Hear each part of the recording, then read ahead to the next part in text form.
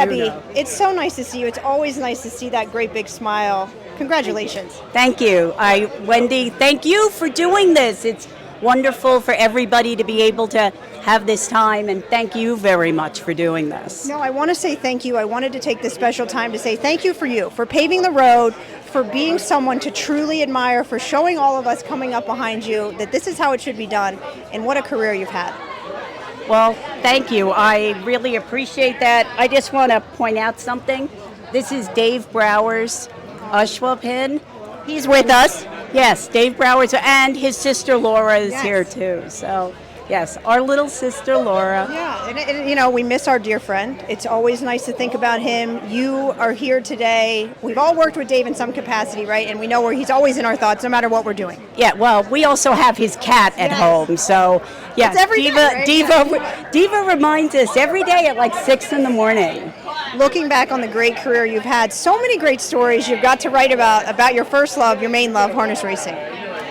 Yeah, it's, I don't know if you saw my sketch, but it does have things outside of harness racing, but yes, harness racing is my heart, and, it's what won me the Hervey, and it's what propelled me into the Hall of Fame, so harness racing is what's important to me. One thing I've always admired the most about you, when you write so many great things, but when you are writing about the horses, you love writing about the horses, and that's what makes this industry great, is them. Yes, the horses are everything. I'm just assuming that I should be looking at the camera. I'm like, okay, because I'm used to doing the three-way thing. I talk to you and I go there. It's people forget. A lot of times people want to make it about the drivers and the trainers. It's all about the horses. Ron Burke always says it. They're the stars. They're the ones that really matter. Talking about looking back for you as a childhood, going from watching races at Yonkers and Roosevelt to getting that opportunity at Yonkers all those years ago, the ride you've had along the way has been so special. Yeah, and again, totally unexpected. If my childhood friend did not go to get married and say, hey, why don't you take my job at Yonkers, I don't end up in harness racing. It was just that simple. Now, going back the day you got the call, hey, we think that you're Hall of Fame, going to be in the Hall of Fame here. What were you thinking? And I know that means so much of you, especially being recognized by your peers. That's really what makes it special.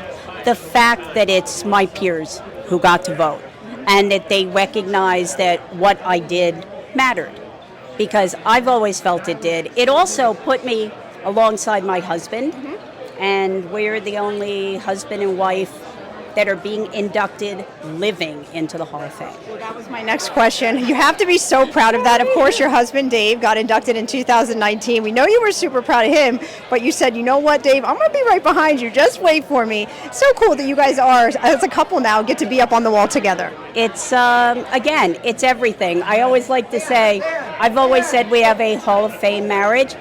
This proves it. Now, if you had to give advice to people that are sport promoters, writers, moving forward in the sport of harness racing, and of course you're so involved in that Clyde Hork workshop, so you get to have the younger generations come up and go through that workshop with you. What is that bit of advice, or a couple of things that you try to teach them when they do? Be willing to put yourself out there, write about stuff even if you don't know a lot about it, because that's what matters. Be willing to write something for free.